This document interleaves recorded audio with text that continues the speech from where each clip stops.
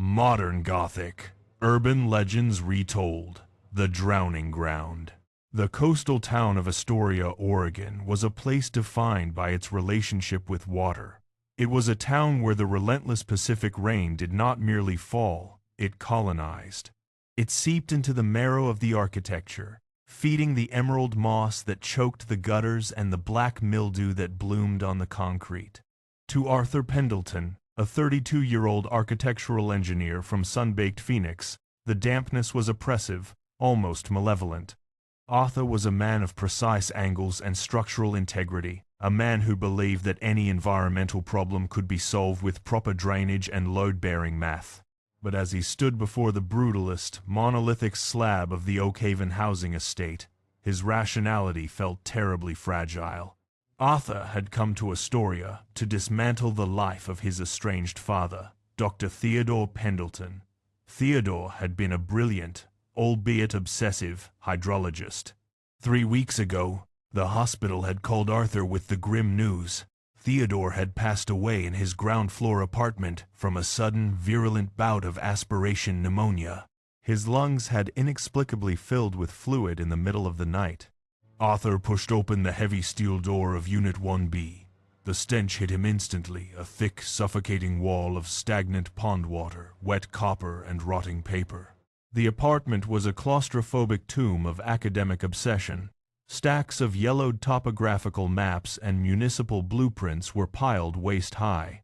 The walls were covered in a chaotic web of red string and pushpins, connecting photographs of the Oakhaven courtyard to archaic historical documents about the town's subterranean water tables. Arthur felt a tight knot of grief and frustration form in his chest. His father had spent his final years descending into a paranoid delusion. Arthur dropped his duffel bag on the only clean surface, a small vinyl sofa, and moved to the window to let in some air. The window overlooked a sunken, concrete courtyard, enclosed on all 4 sides by the towering, window-studded walls of the estate. It was a sunless, forgotten pit. In the dead center of the cracked pavement stood a massive, impossibly old weeping willow tree. Its thick, gnarled roots had violently ruptured the concrete, twisting like frozen wooden serpents. Its hanging branches dragged against the ground, resembling the heavy, wet hair of a drowned woman. The courtyard made Arthur's skin crawl. The air out there looked too thick, shimmering with a strange, unnatural humidity despite the chill of the Oregon autumn. He turned his attention to his father's desk. The final entry in Theodore's leather-bound journal was dated the day before his death. The handwriting, usually a pristine draftsman's print, had devolved into a frantic, jagged scrawl. "The water table is a lie," Theodore had written, the ink smeared by what looked like water droplets. "It's not pooling, it's reaching, osmosis in reverse, capillary action driven by a biological imperative. The willow is the anchor, but she is the conduit. I hear her every night. The splashing, the terrible wet rhythm. I can feel the moisture being pulled from my breath, from my blood. I am drowning on dry land." Arthur snapped the journal shut, his jaw set. "You were sick, Dad," he whispered into the empty, damp room. "Just sick." He spent the rest of the day aggressively packing his father's delusions into cardboard boxes, determined to sanitize the space. He scrubbed the walls, fighting back the encroaching mold. He was building psychological barricades, fortifying his mind against the tragic reality of his father's madness. By midnight, exhausted and coated in a thin layer of grime, Arthur collapsed onto the vinyl sofa. He left the window cracked open, hoping the freezing coastal breeze would flush out the smell of decay. He fell into a deep, dreamless sleep. At 2:13 a.m., the modern silence of the apartment was shattered. Splash, splash, splash. Arthur's eyes snapped open. The sound was incredibly loud, echoing off the concrete walls of the sunken courtyard.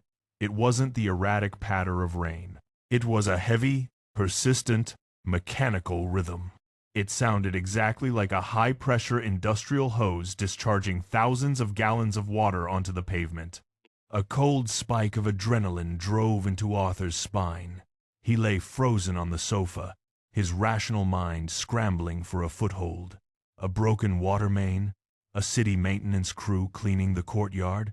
But the rhythm was too strange. It was accompanied by a wet, heavy thudding sound, like a sack of wet meat being repeatedly dropped onto the concrete. Thud, splash, thud, splash. Driven by a terrifying morbid curiosity, Arthur slid off the sofa. He kept low, crawling across the damp carpet until he reached the windowsill. He peered through the crack, looking out into the pitch-black abyss of the courtyard. He couldn't see anything. The shadows beneath the massive willow tree were impenetrable. His fingers trembling, Arthur pulled his smartphone from his pocket, activated the flashlight application, and aimed the harsh LED beam through the glass. The beam of light cut through the dark and illuminated a nightmare that instantly fractured Arthur's sanity. Standing in the center of the courtyard, beneath the canopy of the weeping willow, was an old woman. She was dressed in a filthy, tattered white hospital gown that clung to her emaciated frame, soaked entirely through. Her hair was a tangled, wild mop of bleached white strings, plastered against her pale skull. She was moving, but it was a grotesque, disjointed parody of movement. She was hopping. Both of her bare, bruised feet left the ground simultaneously, launching her rigid body a foot into the air. When she landed, times thud, times her knees did not bend. The impact looked bone-shattering. With every single agonizing hop, her jaw unhinged. It dropped open with the slack, horrific unnaturalness of a dead fish. From her open mouth, a forceful, violently pressurized torrent of water erupted. Splash! The water she vomited arched high into the air, soaking the gnarled trunk and drooping branches of the willow tree. But the water was not clear. In the beam of Arthur's flashlight, it shimmered with a sickly, bioluminescent, algae-green glow. It was a viscous, gelatinous fluid, glowing with an unholy light as it hit the bark and was immediately, hungrily absorbed by the wood. Thud, splash. She hopped again. Arthur's breath caught in his throat. His lungs suddenly felt impossibly heavy. He watched, paralyzed by an ancient, evolutionary terror, as the old woman performed her relentless, mechanical irrigation of the tree. She was a human siphon, a dead thing, trapped in an endless loop of servitude. Suddenly, the old woman froze in mid-hop. Her feet slammed into the concrete. The pressurized torrent of green water choked off, leaving a thick line of glowing slime dripping from her chin. Slowly, with the agonizing stiffness of rusted iron, she turned her head. Through the tangled curtain of her wet white hair, Arthur saw her eyes. They were completely milk-white, bulging and bloated, like the eyes of a corpse that had spent weeks at the bottom of a lake. And she was staring directly into the beam of Arthur's flashlight. She raised a pale, trembling finger and pointed it straight at Arthur's window. Arthur scrambled backward, throwing his phone across the room. The light spun wildly across the ceiling before landing face down, plunging the room back into darkness. Arthur slammed his back against the vinyl sofa, pulling his knees to his chest, gasping for air. But the air in the apartment had changed. It was no longer just humid. It felt thick, heavy, and wet.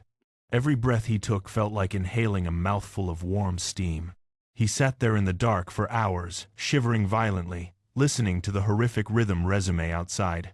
Thud, splash, thud, splash. It didn't stop until the first gray light of dawn crept through the window. When morning finally broke, Arthur did not pack his bags. The rational architect within him had been severely wounded, but it was not dead. It demanded proof. It demanded an explanation. He walked out into the courtyard. The Oregon sky was overcast, casting a flat, gray light over the concrete. Arthur inspected the ground beneath the willow tree. The concrete was bone dry. There was no glowing green slime. There were no puddles. The only moisture was the standard morning dew. "Looking for the flood, are you?" Arthur jumped, spinning around. Standing at the edge of the courtyard, smoking a hand-rolled cigarette, was a gaunt, elderly man in a faded raincoat. "I'm Elias Henderson," the man rasped, extending a calloused hand. "Unit 1A. I knew your father. Stubborn son of a bitch. Brilliant, but stubborn." Arthur shook the man's hand. It was ice cold. "Did you hear anything last night, Mr. Henderson? Like a pressure valve? Or water spraying?" Henderson took a slow drag of his cigarette, his eyes scanning the weeping willow. "I hear it every night, son. Same as your daddy did. Same as everyone on the ground floor does, before they learn to buy earplugs or move the hell out." "What is it?"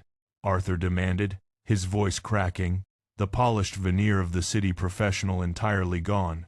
"I saw someone, an old woman, in a hospital gown."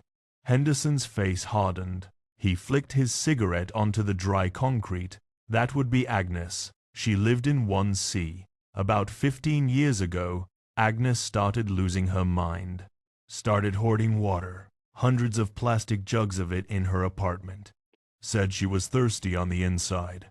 One morning, they found her dead right where you're standing, drowned." Arthur stared at him. "Drowned? In the courtyard?"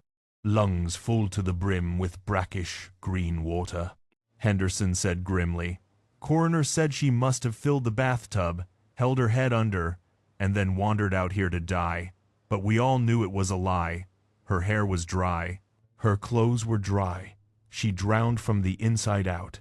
Henderson stepped closer, lowering his voice. "Before Agnes, in the late 80s, a young mother died the same way. Middle of the courtyard, lungs full of swamp water.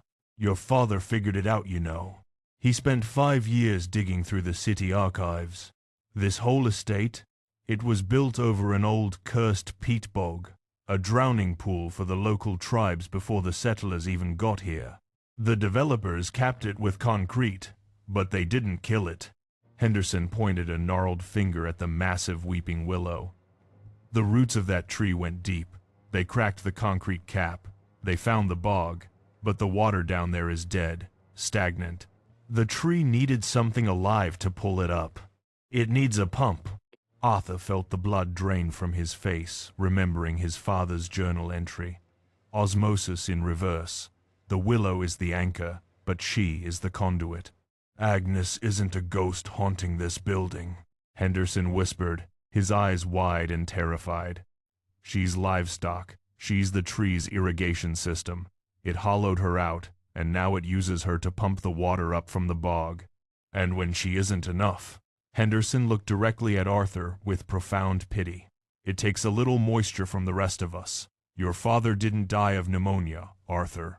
He fought it for years, but eventually the tree drank his breath." Arthur staggered backward, his mind reeling. The implications were too monstrous to process. His father had died alone, suffocating in his bed, his bodily fluids slowly siphoned through the walls by a parasitic, ancient root system.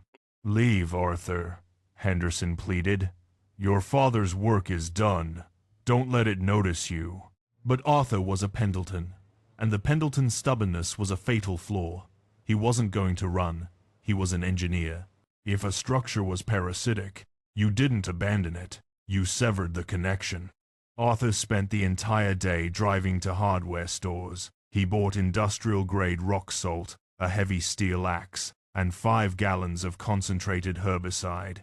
If the tree was the anchor, he would kill the anchor. By nightfall, he was ready. He sat on his father's vinyl sofa, the steel axe resting across his knees, the chemical sprayer primed and waiting. He left the window wide open. He wanted the thing to know he was waiting. The psychological tension in the apartment was unbearable. The shadows stretched and warped. Arthur's own breathing sounded deafening in his ears. He could feel the humidity rising, the air turning thick and soupy. Condensation began to bead on the cold concrete walls, defying the laws of thermodynamics. The water droplets weren't sliding down the walls. They were slowly, imperceptibly sliding times up times toward the ceiling. At exactly 2:13 a.m., the courtyard temperature plummeted. Splash, splash. Arthur gripped the handle of the axe, his knuckles white. He stood up and walked to the window. Agnes was there, the horrific hopping, the unhinged jaw, the bioluminescent green water arcing into the tree. Thud, splash. "Hey!" Arthur screamed, his voice tearing out of his throat, echoing with raw, desperate fury. "Hey, you parasitic piece of shit!" Agnes stopped mid-hop. She hit the pavement with a bone-jarring times thud. Slowly, the bloated, milk-white eyes locked onto Arthur. But this time, she didn't just point. Agnes turned her body toward the apartment. She opened her jaw impossibly wide, revealing a dark, cavernous throat. She took a massive, shuddering breath inward. The attack was instantaneous. Arthur was thrown backward violently, the axe clattering to the floor. He hit the carpet, his hands flying to his throat. The air had been entirely ripped from the room. A vacuum had formed around him. He opened his mouth to gasp, but instead of air, a thick, invisible, suffocating pressure forced its way down his trachea. It tasted like rotting vegetation, an ancient, stagnant copper. He was drowning. Arthur thrashed on the carpet, his legs kicking wildly. The pain in his chest was excruciating, a crushing, agonizing pressure as his lungs rapidly filled with his own extracted fluids. His vision blurred, the edges of the room tunneling into blackness. He could hear the sound of his own blood rushing in his ears, mimicking the sound of the ocean. Through the open window, he heard the horrific, wet sound of Agnes hopping closer. Thud, thud, thud. She was coming to the window. She was coming to collect. Arthur's rational mind shattered completely, leaving only the primal instinct of a dying animal. He couldn't fight an invisible tide. He dragged himself across the damp carpet, his fingernails tearing off as he clawed toward the front door. Every inch was an agony of suffocation. Green, foul-tasting water began to leak from his nose and the corners of his mouth. He reached the heavy steel door. He grabbed the handle, pulled himself up, and threw his weight against it. He tumbled out into the exterior hallway, collapsing onto the dry, dusty linoleum. The moment he crossed the threshold of the apartment, the invisible cord snapped. Arthur convulsed violently, rolling onto his side. He retched, vomiting a massive puddle of brackish, foul-smelling green water onto the floor. He gasped, his lungs burning with white-hot agony as real, stale hallway air rushed back into them. He lay there, weeping, coughing up algae and blood, listening as the apartment door slowly, softly clicked shut behind him. Arthur Pendleton did not return to the apartment. He left his father's belongings, his luggage, and his sanity behind, driving his rental car straight to Portland International Airport covered in dried vomit and mud. 6 months later, Arthur sat in a brightly lit, sterile coffee shop in Phoenix, far from any coastline. His hands still possessed a subtle, permanent tremor. He had hired a private investigator to finalize the estate and sell the property for a fraction of its value.